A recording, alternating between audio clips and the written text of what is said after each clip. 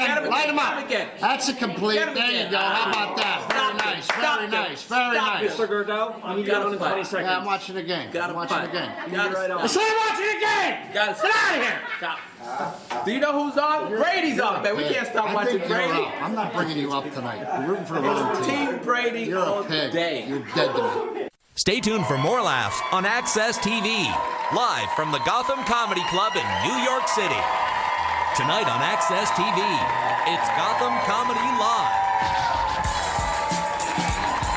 Get ready to laugh with Clayton Fletcher, Danny Cohen, Miguel Dalmau, Drew Fraser.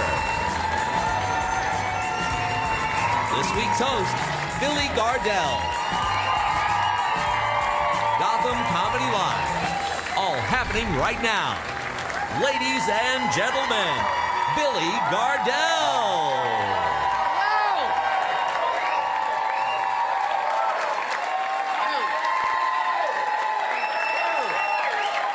All right, well, welcome to Gotham Comedy Live. How you feeling tonight? Pretty good?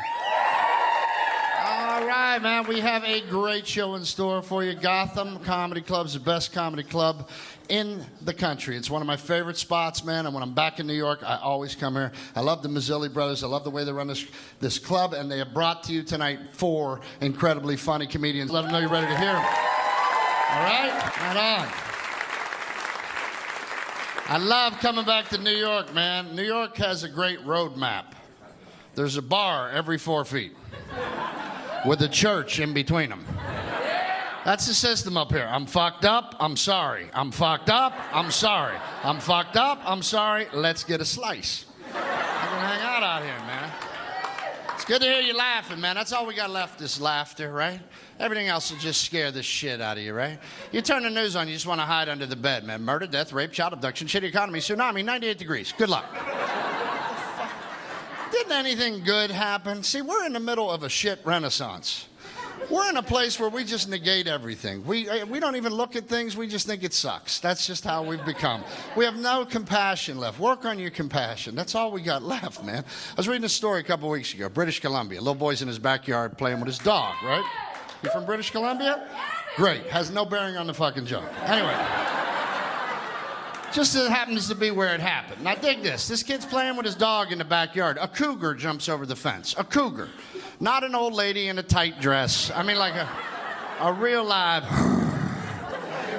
The little boy's dog attacks the cougar. The little boy runs in the house to safety. He's watching his dog getting eaten by this cougar. The cops show up. They kill the dog. They kill the cougar. They rush the dog to the vet. 3 operations later, the little boy's dog lives.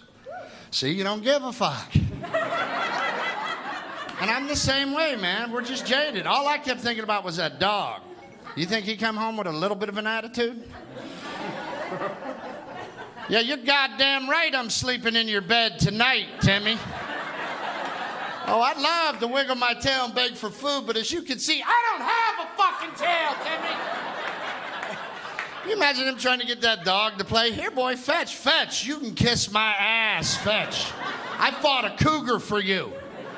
I'm gonna go pee in your bed, you little ungrateful prick. Turn on the heat. I only got 3 goddamn legs left. You want me to run down the street after a ball, you fuck? We live in an insane world now, man. It's so scary. And I'm at the age where I'm a human being now. I'm 46. I am no longer immortal. Because, like, when you're in your 20s, you're a fucking moron. And if you're in your 20s, you're a fucking moron. Someone needs to tell you that. I hope you make it out. Good luck to you. See, everything has changed. 40, that mortality bell starts ringing. You're in your 20s, all you can come up with is, woo! Let's do another shot! Yeah, you're in your 40s, you're like, how much sodium is in that? Is there a lot of sodium? What's the number? I don't have my glasses. I didn't bring with my glasses. I used to buy acid out of a stranger's car, and now I'm afraid of fucking salt. I don't know what happened. I don't know when I turned a corner. You're in your 20s as a young man, you run into your buddies, all you talk about is chicks, cars, and bars. There are no other topics. You're in your 40s and you run into your buddies, you're like, have you ever gotten a rash on the inside of your ass? It's a little bumpy. What the fuck, is that gonna kill me? Is that gonna kill me? You know you're getting older when you hurt yourself sleeping. Just wake up, what the fuck fuck was I dreaming about? You gotta lie to your friends. I was helping a friend move a fridge. Really? No, I sprained my neck on a pillow. It's all going to shit. I don't know what happened to me. And if you're still fighting in your 40s, turn yourself into the jail or the asylum. You have failed at life. You can't be fighting in your 40s because even if by some miracle you win the fight, it's going to take you a year and a half to recover. All you got left in your 40s is the old guy flinch. That's it, man. That's all you got. And if a young guy calls your bluff, you're fucked. Hey, I got a bad back. I got a bad... Don't. I just went to the chiropractor for that. Come on, don't do that. All I care about after 40 was comfort, right? That's all you care. You don't care about being, because that's the gift of getting older. You don't care about cool anymore. Cool is exhausting because you have to wander around acting like you don't give a fuck what anybody thinks while all you think about is what everybody thinks. It's exhausting. After 40, you just care about comfort. I knew I turned a corner a couple weeks ago. I was at the grocery store. I looked down, dark socks and sandals. I no longer give a fuck. How about that? Let's go. Out of the way, Twilight. I got to get some milk. Come on, let's go. I got a coupon. So now I just try to stay alive and I try to be a good dad. That's my favorite thing. My son's 12 and I want him to have a childhood. And that's a tall order, man. Because it's a crazy place now. They don't got the luxury we had. They can't just go out and play, right? Everything has to be scheduled and supervised. You know, we didn't have any play dates when I was a kid. My dad would come home, see 4 of us in the living room and go, "Get the fuck out of the house!" And you left for 4 hours. No one knew where you were. And no one was looking. You just out there with 3 of your buddies in a book of matches looking for shit to burn. That was it. I'll get your attention, old man, if that's what you're looking for. You can't let your kids just go out and play anymore because there's too many weirdos. And I love when I run into this generation. Some millennials will go, "There's not too many weirdos. It's just the internet. And you hear about it more." Bullshit. The internet is the reason there's too many fucking weirdos. It gave them a place to hide. And God forbid we point a weirdo out. We don't want to do that because we might hurt the fucking weirdo's feelings. We're so politically correct. When I was a kid, you knew right where the weirdo was. My dad would stop on the way to baseball practice in front of a house and go, "See that house? Yeah, don't go in there. Why not? Fucking weirdo lives in there." You know right where he was at, you know?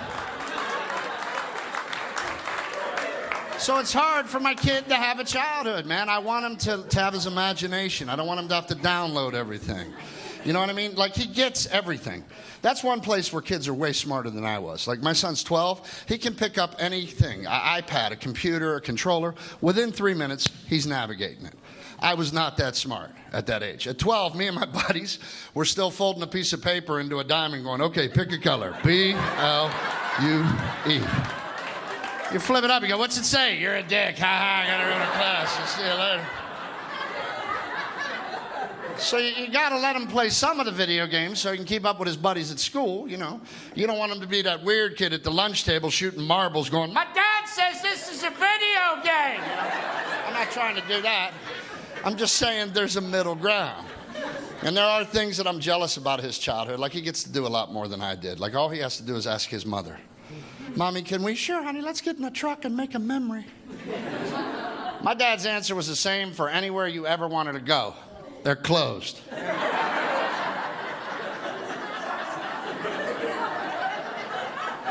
I see people in there. They're cleaning. It's a cleaning crew. My wife is way more progressive than I am, you know what I mean? She's way more progressive. I'm from the old school. I'm from the last bus from the old school. Like, when he was a kid, he was 2. Like, she'd go everywhere we went, she had those antibacterial wipes. Always wiping shit. "Wipe that down, read about a virus coming here from Germany, gonna kill all of us at any minute." I'm like, "We're at McDonald's. We're not even eating real meat. Why are you wiping the fucking tray down?" And then we get into it. "How do you know it's not real meat? Over 1 billion served. There aren't that many fucking cows. Do the math." All right, I'm an asshole. I know. I'll go over here.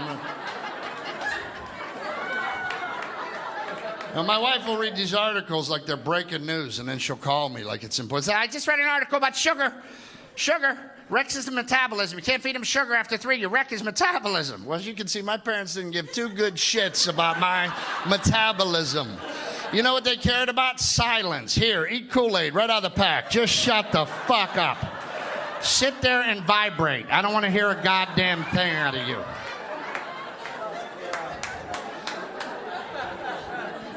Just want him to be a kid, man. And I'm not a big fan of the medicines either, man. Everybody in LA darts their kids down like rhinos, you know, with the psychotropic drugs. You know, you don't get to dart your kid down because they're an inconvenience. You need to be a fucking parent. You need to step up and be the wall. That's the deal. Now, before we upset the bloggers, I do understand that some kids need medicine. There's always an extreme case. If your kid is saying shit like, I'm gonna cut open a cat and wear it like a hat, he needs fucking medicine. But somewhere we have to find the middle of the road. Hey, you guys ready for a great show tonight? Let me hear you. All right. We're gonna be right back after these messages with more Gotham Comedy Live.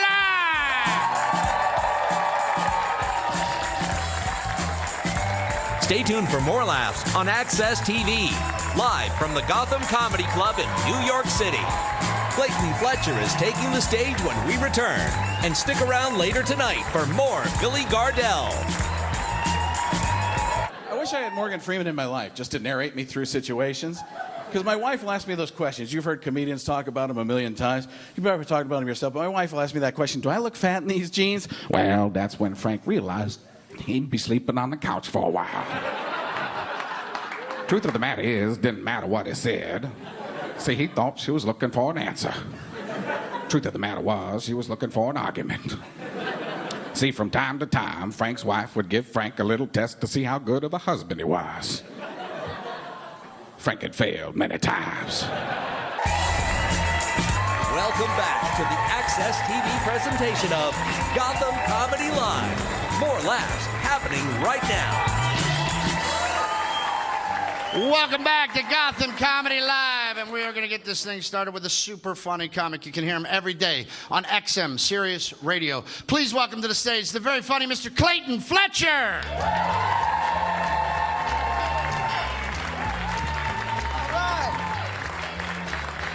What's up, you guys? Are we having a good time so far? A lot of girls here tonight.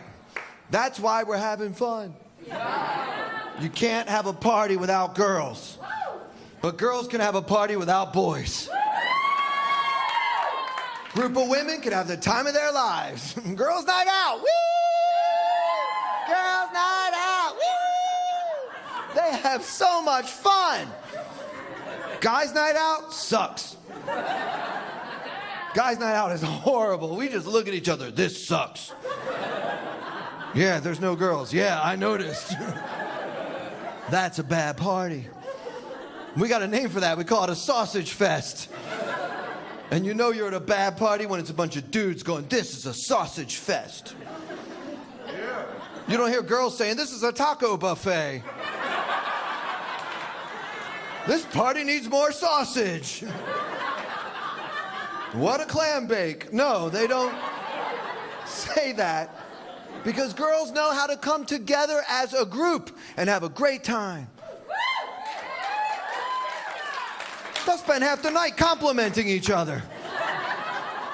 You ever watch women when they first get together? I like your shoes, I like your pants, I like your belt, I like your bag, I like your dress, I like your hair. You're so cute, you're so cute, you're so cute, you're so cute. It never ends. I like your earrings. Oh, you like my earrings? I like how you like my earrings. You like how I like how you like my earrings? And the self-esteem rises and rises.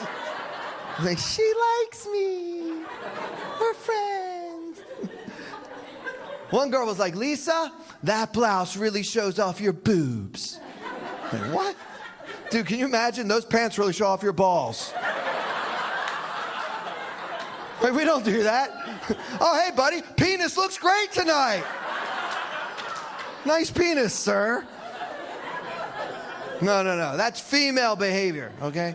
This is how women bond. You give each other compliments, and then everybody feels like part of the group, and it's awesome. Until one of them walks away, then they talk trash about her. Do you see what that whore was wearing? Oh my God, what a slut. Oh, she's coming back. Hi, Lisa. You're so cute. You know it's true. And if you don't think it's true, you're the one they're talking about. Put some clothes on. Don't get me wrong, everybody loves compliments, you know? Like one time after the show, a girl was like, Clayton, you were funny. You want my number? I don't have a joke for that. I just wanted to tell everybody. I thought that was awesome. And I'm still looking for the right girl to cheat on my girlfriend with. That's not right. I shouldn't say that. I should say with whom to cheat on my girlfriend. That joke is grammatically correct. My wife hates that joke.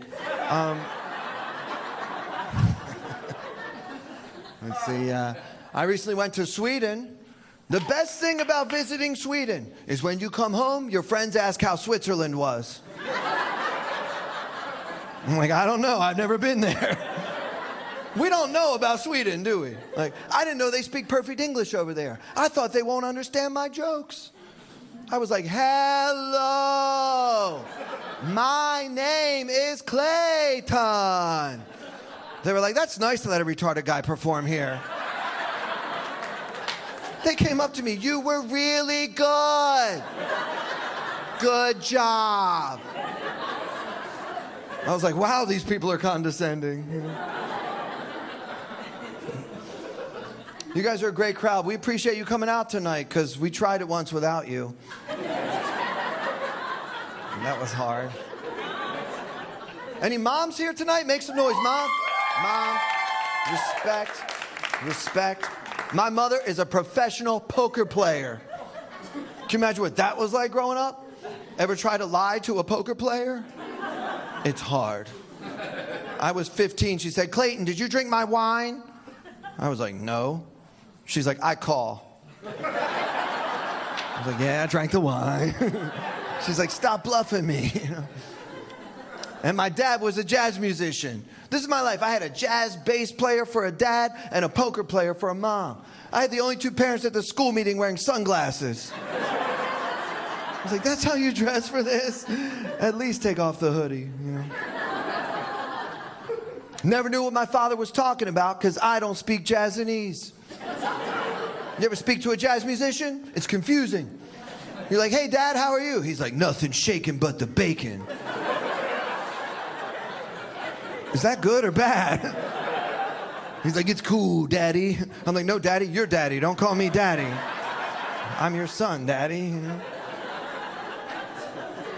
He taught me how to play the bass. He was like, chicks dig the bass. Lay it down and they will come around. And boy, was he wrong about that. You can't pick up girls with a bass. There's always a guy on the stairs with a real guitar. He's like, oh, my love, my darling. He's got like 12 girls. I'm in the corner, bow, bow, bow.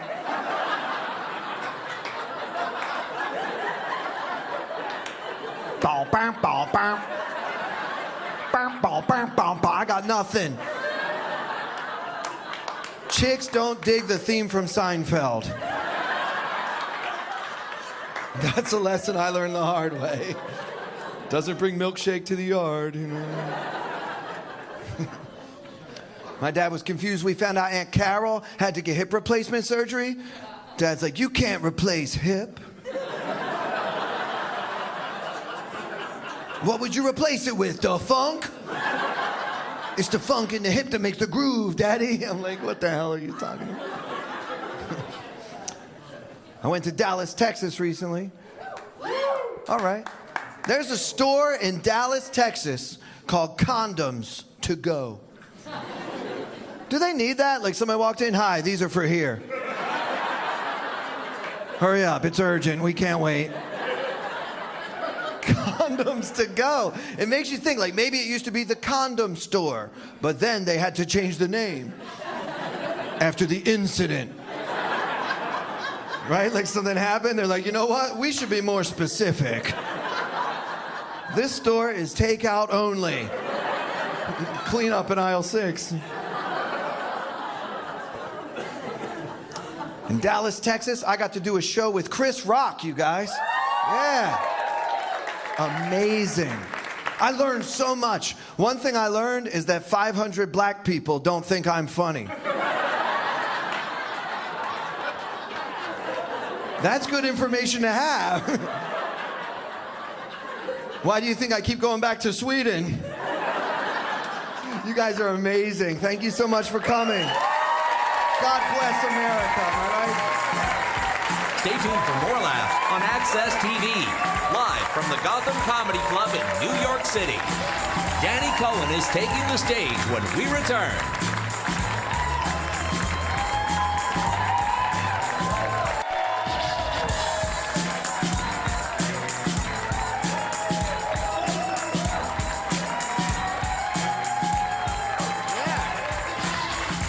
All right, how about one more time? Clayton, Fletcher, very funny, huh? All right, well, we are rolling right along here at Gotham Comedy Live. And this next comic, I know you're going to enjoy. You may have seen him on Comedy Central. Please welcome to the stage, Danny Cohen. Hi. Thank you. Thanks, everybody. Hi.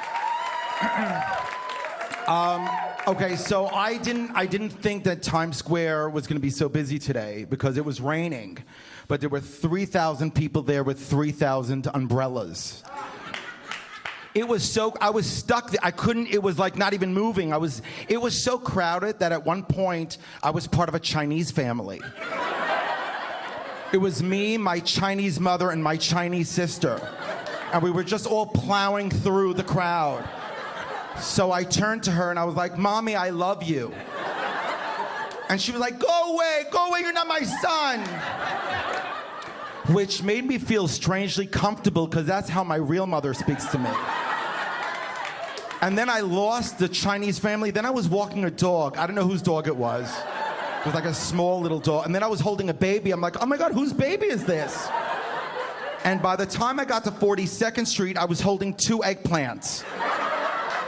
Which is amazing, because I love eggplant parmesan, and I am in no condition to raise a baby on my own, so it all worked out for the best. I'm very excited because I just finished shooting a reality television show for the Food Network called Pizza. And I had to go from pizza store to pizza store here in New York, and I had to eat like 6 to 8 slices a day. And I had to compare pizza, and there were audience, you know, the people in the pizza store were audience, and I had to compare. And I'm lying to you, by the way. I'm a liar. There was no reality TV show. But I went to a lot of pizza stores this year. I ate a lot of pizza. The show was in my head. The show was in my head. I would go to the pizza stores and I'm like, oh, that's good. And I just ate 2 slices. I should try this slice and then go next door and try that slice. And then, you know what I'll do is I'll just ask audience members. I'm like, Danny, there's no audience. There's no show. Stop eating pizza. So, you know, so I stopped eating pizza about 4 months ago and I lost 8 pounds. Thank you. It's a start. And I'm feeling really good, you know, but the past couple of days, I've been thinking a lot about pizza, and I'm like, uh-oh, I think the show is coming back into syndication. I consider myself to be chubby. I'm chubby, but I Googled my height and weight this morning, and it turns out I'm obese.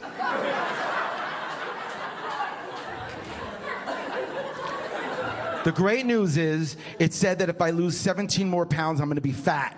So, I'm really looking forward to getting fat. So,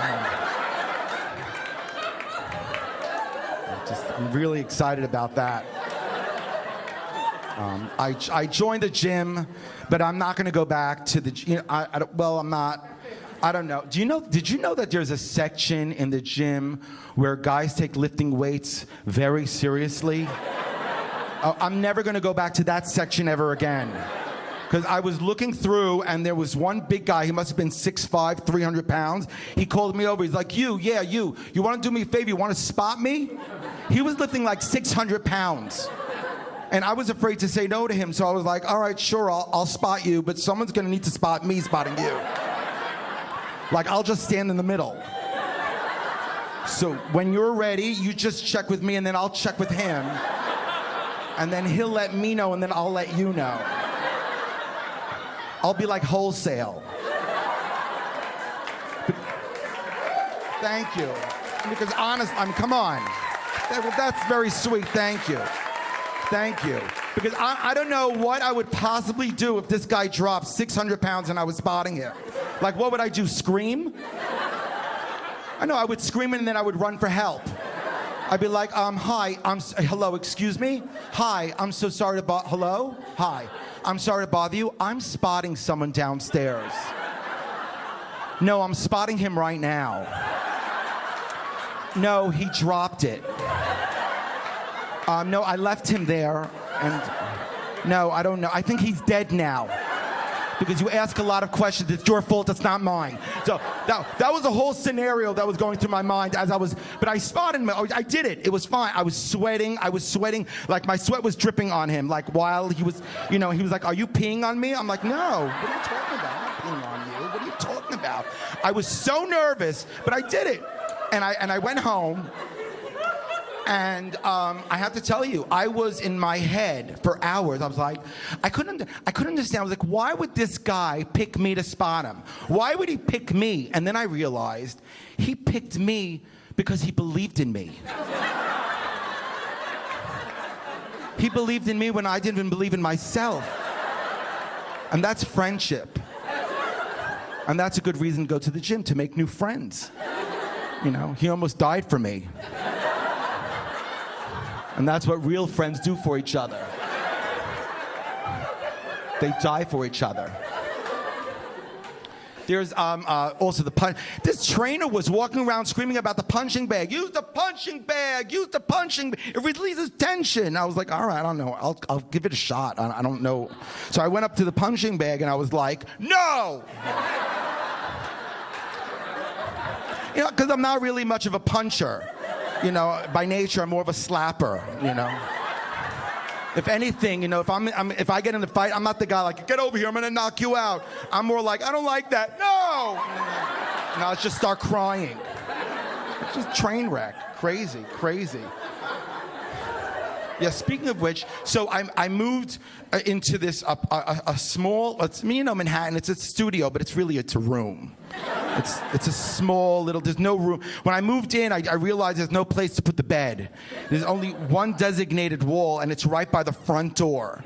So I'm sleeping, and the doorknob is just like this. You see, just like that. So I'll wake up at 3 in the morning, and I'll wake up at 4 in the morning, and I'll just stare at the doorknob. I'll just stare at it, because I'm waiting for it to turn. Because I'm thinking, if somebody decides to break in at night, I'm not going to even have a chance to scream. It's going to be like an immediate break-in and then stabbing, and it's over. Just finished. No time to scream, no time to dial 911, no time to run. Finished. Over. They won't even be a break-in and entering. They're going to stab me from the hallway. It's going to be like a break-in and stabbing. That's it.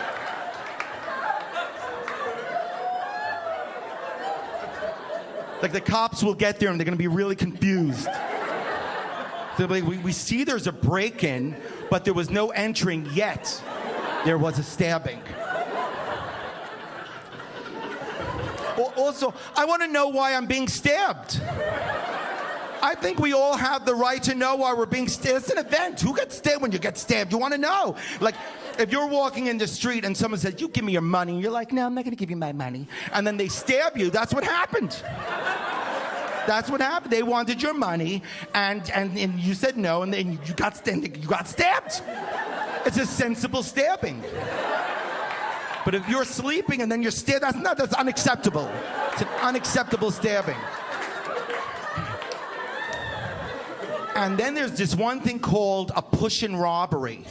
I don't know if anybody knows what this is. This is when you're walking up to your home and you're unlocking your door and someone comes from behind you and pushes you into your home and robs you. This is what they've titled a push-in robbery. If someone attempts a push-in robbery on me in my apartment, we're both gonna end up in my bed. So it started off as something really scary. It's gonna turn into something really beautiful. I'll be like, I don't know, you pushed me, I pushed back. That's it. I'm out, I'm done. I'm Danny Cohen. Thank you. Stay tuned for more laughs on Access TV, live from the Gotham Comedy Club in New York City. Miguel Dalmau is taking the stage when we return.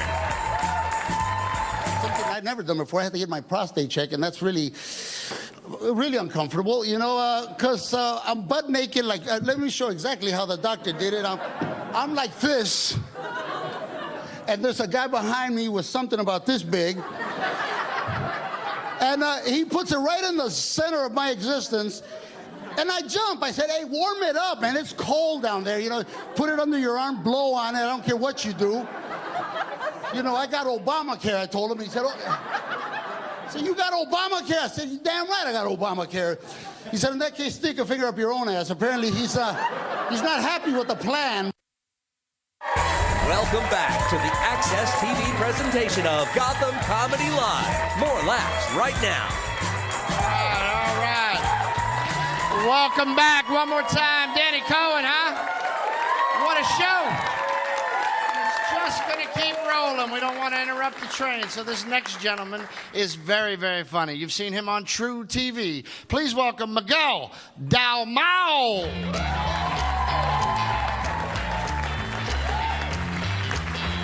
Hey, guys. How are you guys? You guys are good? So, you guys, a little about me. I just got out of a serious relationship this year. Some people call it divorce. Whatever. That is the most serious relationship you can get out of, you guys. It was crazy. I'll tell you guys why we failed. Here's why we failed. Because we were married for 4 years. But 2 of those years, we didn't even have sex. Yeah, I didn't have sex for 2 years. I actually went up to my ex-wife. I was like, hey, do you know we haven't had sex in 2 years? Here's exactly what she said to me. She goes, okay, who keeps track of that kind of time? Oh, do you know who? Me and men who have been wrongfully incarcerated, that's who. 2 years seems very unjust. I started to go crazy without sex for 2 years. I started to become like Tom Hanks in Castaway. I started keeping track of my kitchen wall. I was like, 1, 2, 3. Fuck, that's October, okay. I'm about to go fuck that volleyball in a minute. Be like, Wilson! 2 years, man. That's the thing about dudes, though. We don't do well without sex for a long time. Women can kind of go without sex for a long time. Like, one of my female friends hasn't had sex in 5 years. And she was openly talking about it. She's like, I haven't had sex in 5 years. And the other girls were like, what? Girl, we need to get you dick tonight. Don't worry about it. Oh, so funny. So funny. Not a dude. If a dude is openly talking about not having sex for 5 years, he's usually holding a gun and there are hostages. We snap without sex for 5 years. That's why ladies don't get it. Ladies don't get that men just need a little bit of sex to calm down. That's why I think, please, as a PSA, for the rest of us, every woman in here tomorrow should go into work and fuck the creepy dude at work. Please. Please. For the rest of us, and when somebody comes up to you, be like, oh, you fucked Ted, you're a whore. You can be like, nah, shorty, I'm a hero. All right?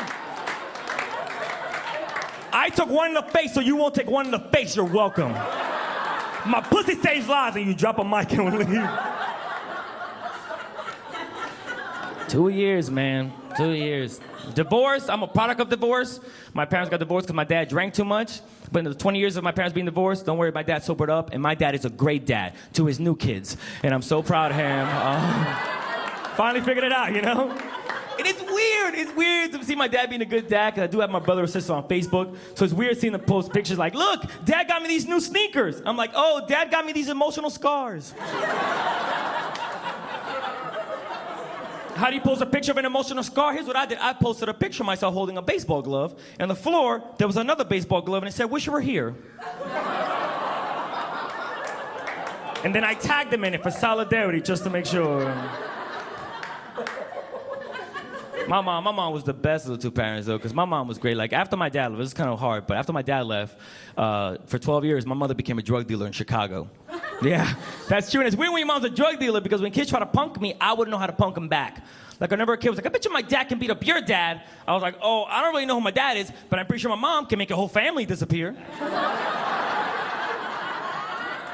Don't fuck with me. It's weird, man. My mom gave me a weird perception of what a woman was, you know, growing up with a woman that strong. I remember one time, she was like, hey, pass my purse, but don't look inside. I have lady things in there. And then when I looked inside, It was a tampon and a gun. Yeah, to a point my whole life, I thought lady things was always a gun. So when I be on a date with a girl, and she'd be like, can you pass my purse? I need to go take care of business. I'm like, who are you gonna kill this Olive Garden? What's happening right now? I thought you were a nice person. Divorce. The only good thing came out of my divorce was I have a baby. I have a great, beautiful baby boy. And it's, thank you guys, thank you. Yeah. Although what's weird about having babies, like, look, I'm Spanish, so the only thing I can make is Spanish babies. Like, that's the only thing I can make. I told some of my friends that. My friends like, do you know if your son came out with, like, blue eyes and blonde hair, that means your girl cheated on you, right? I was like, please, if my son came out with blue eyes and blonde hair, I'd be like, fuck yeah! I made a white baby! Oh, now you really can't be whatever you want to be, baby. You're welcome.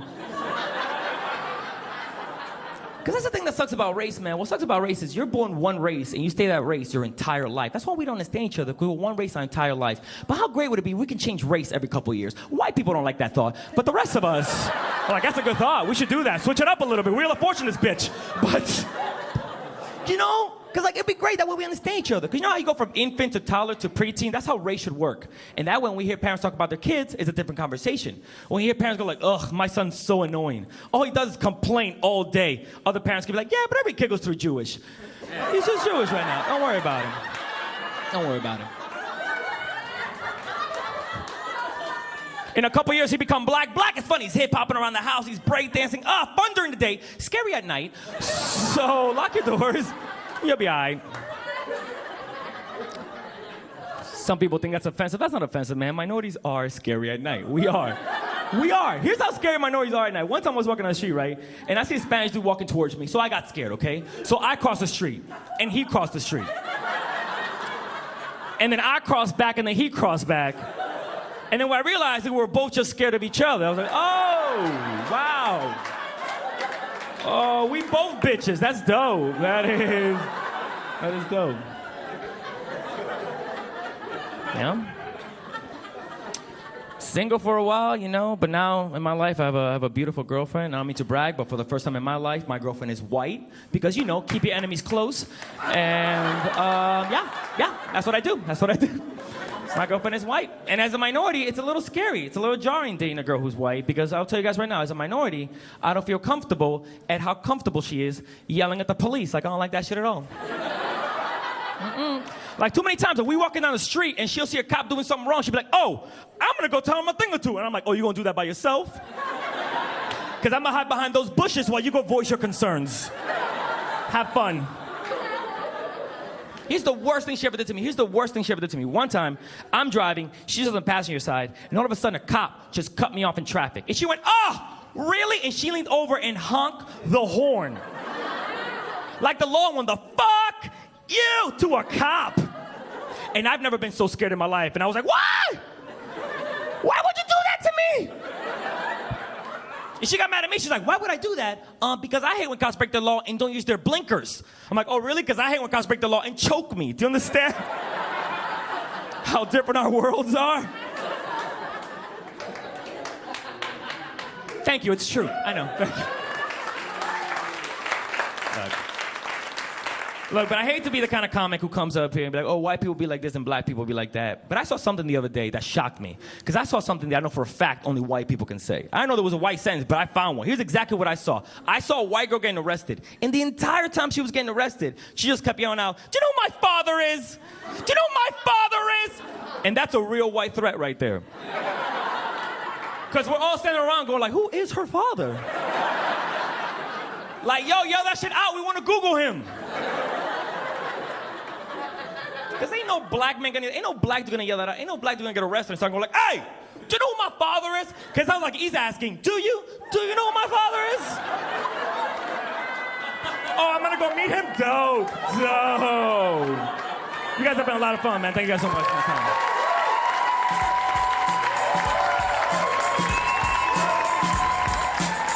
Stay tuned for more laughs on Access TV, live from the Gotham Comedy Club in New York City. Fraser is taking the stage when we return.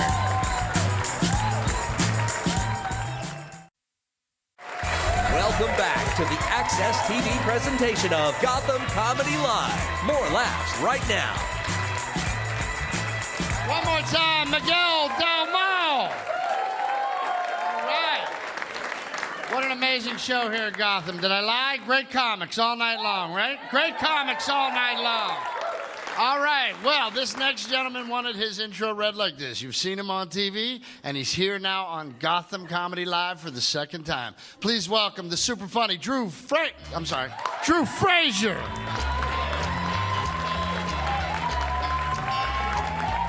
Yeah. All right. How's everybody doing? All right, you look good, everybody, man. It has been a hot summer, right? A hot summer, yeah, especially in New York City. Yeah, they said 10 people died from heat thus far. Huh?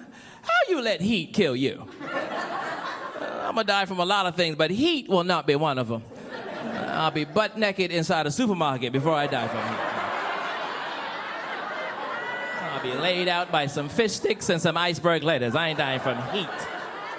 I'll have everybody in the supermarket complaining. Listen, there's a naked man over there by the Haagen-Dazs. You better believe it, my apartment's hot as hell. I ain't going home till after 6. You know how we are New Yorkers, especially the black people in the room, right? If we can afford an air conditioner, we usually have it in one room, am I right? Well, your bedroom be cold as hell, don't it? The rest of your apartment is like the Serengeti out here. I know, my apartment's hot as hell. Somebody actually broke into my apartment over the summer. I was home. I said, whatever they want, they can take out the living room. I ain't coming out of here. I woke up the next morning, the burglar was passed out in the living room trying to steal the TV. What's up, goddamn? That'll teach him to break in wearing a ski mask. Oh, that heat tore his behind up. Ladies, it was so hot this summer, you only had sex with people who had air conditioning, am I right? Ooh, I'm gonna spend the weekend with Charles. He has central air. Now, Tyrone got a big penis, but he live in the attic. It is too hot up there. I will see him in October.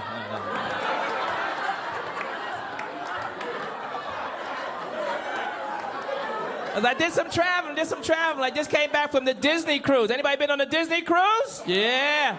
Well, if you haven't gone, folks, don't go. Forget about it, all right? By the time I finished paying for that thing, my Social Security benefits would have kicked in, all right? When I was growing up, they only had 5 Disney characters. It was Mickey Mouse, Minnie, Pluto, Goofy, and Donald. That was it. Now there's 900,000 Disney characters, and they're all on that ship. The same characters that walk around Times Square that you can take a picture with for 35 cents. It's $35, $40 a picture on the ship. And after the 6th picture, I told my son, listen, you are now dipping into your college fund right about now, player. You got to make a decision, all right? It's a picture or DeVry University. What you want to do? Because I am tapped out. I waited too long. I'm an old dad now. I'm an old dad, 40 years old and a father. I should be driving a Porsche, not raising a kid. This is crazy. And I know I'm old. When I go to the park, all the young parents are in the park running around with their kids, chasing them all over the place. I'm sitting on the bench like, somebody grab him, catch him, please. Stop him, grab him, catch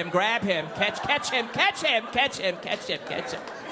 Now I know why people have 2 or 3 kids. In case you lose one, you still got 2 more to raise. That's all right there.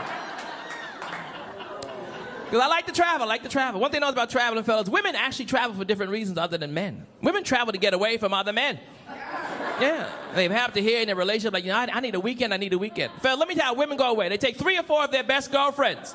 They will rent 1 hotel room. They all sleep in the same bed. Do each other's hair, each other's nails. They read books, they sunbathe, they shop, they party, have a wonderful time. Don't include any men. Come back home and tell everybody how wonderful the trip was. We had a great time. Pictures are on Facebook. It was just the girls.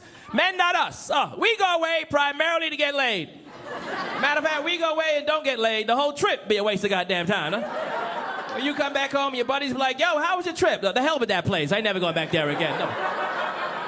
Nobody slept with me. I could have stayed home and pleasured myself for free. This is ridiculous. The hell with Cancun. Never going back there again. But let's face it, fellas, women have a wonderful time being females. Why? They get to do things men cannot do. They get to sleep in the same bed with each other. And nobody will question that behavior. Oh, sir, you look like a big heterosexual man. You can't go over your buddy's house and climb in bed with him, can you? Hell no. Well, he's out whipping your behind as soon as you take your shirt off. I don't care how sick he is. You better comfort him over the phone. Fellas, women get to take a shower, come out butt naked, and hold a conversation with each other. Ooh, girl, your shower head was beautiful. What panties go with this outfit? Should I shave some more right here? What do you think about that? Ah! Men, not us. We can't come out in our own house butt naked and have a conversation with each other. Hey, man, what time are you ready to go drinking? Man, put your penis away, man. What the hell is wrong with you? We don't want to see your nuts in the living room. Are you crazy? Two heterosexual men cannot sleep in the same bed with each other. And if we ever are in the same bed with each other, you better believe we are laying in that bed fully dressed, ain't we? We in the bed, we got a coat, hat, scarf, gloves, Timberland boots on, and we are laying back to back. Ain't nobody face to face in that bed. And you get in the bed, you gotta go right to sleep. You can't have a conversation with your buddy in the bed, hell no. And while you're laying in the bed, you got about 8 sheets and comforter wrapped around you like a homosexual force field, just in case your buddy try to have sex with you while he's asleep. He gotta dig you out of 8 layers of Bed Bath & Beyond before he get to that booty hole.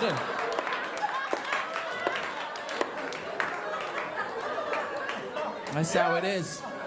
We're men, man. We're men. I love women, man. I love women. They're very hygienic. Which sometimes backfires on you ladies. That's why there's always a long line for females in the women's restroom. Because when women go to the bathroom, they don't touch anything. Everything's with their elbows and with their feet. They lift all stuff up with their feet. All that takes time. And when they do finally go to sit on the toilet, they have already layered it with about 50 pounds of toilet paper. And they don't sit on it, they hover over it while they pull their panties forward, not to get any urine on their panties. Men, not us. When we go to the restroom, it's 15 seconds flat. Why? Because when we walk in the restroom, we already got our junk out. We walk in there, the urination process has already begun. We flip it, we out of there.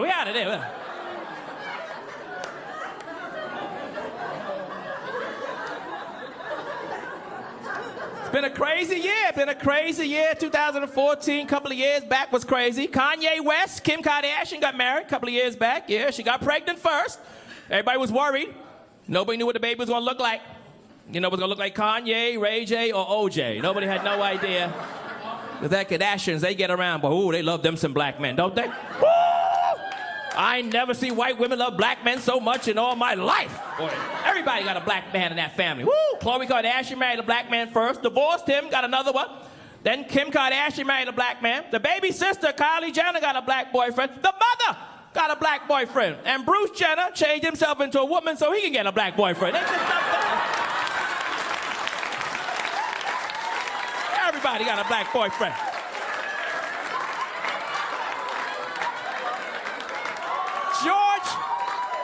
George Clooney got married recently, right? Yeah, after he done slept with everybody in Hollywood. The only person he ain't sleep with in Hollywood was Bill Cosby. That's the only person. Now, y'all know Bill Cosby slept with everybody in 1972, didn't he? He a smart freak, though. Oh, Bill Cosby a freak, boy. He a smart one, though. Bill Cosby got a pill that make a woman forget stuff for 42 years. Ain't that something? Boy, every man in here wish he could get his hands on that pill. Oh, my God. Oh, President Barack Obama had a bad 2014, had a bad year ever since he got in office. The only person having a good time in the White House is Michelle. Oh, she's having a ball. Oh, they give her a new makeover every other week. She's on the cover of Ebony, Jet Magazine, Muscle, Clear, GQ.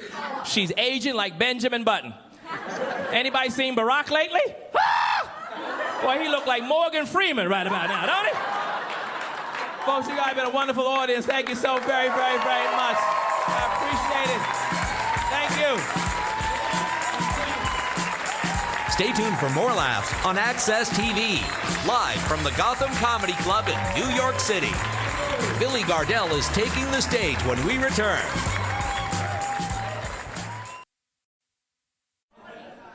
All right, well, welcome back. How about it one more time? Drew, Fraser, blew the house open. Unbelievable. Well, what an honor it's been to host Gotham Comedy Live, and I see you're about to have a baby here, huh? Yeah. How long you got? 3 more months. So you haven't gone completely crazy yet. That's good. That last month it'll be like, get it out of me, get it out of me. My wife, man, when she was pregnant, we tried to do everything right. We didn't do anything right. We got kicked out of the first Lamaze class. You know the breathing class? Or kicked out of the first one. But I'm a comic. You put me in a classroom. How long do you think it was going to take? Seriously. I go in there, and the first thing they're teaching the women is called the cat crawl. It's to alleviate pressure across the abdomen. So I got 4 pregnant women in front of me on their hands and knees with their back starched and their asses up in the air, right? So I said to the guy next to me, this is how this whole thing got started. Out in the hall. All right, I'm going. I don't give a shit. I've been out in the hall my whole life. Now, you need to warn your man that when the baby comes, that's it. His time is up. He's no longer valid. We'll call him when we need some shit moved or stepped on. My son, man, as soon as he came home, I knew he owned my wife. Owned her. To this day, he owns her. And he knew it from day one. Day one. We brought him home. He started fucking with me as soon as he got in the house. When he used to breastfeed, he'd look right at me. Just...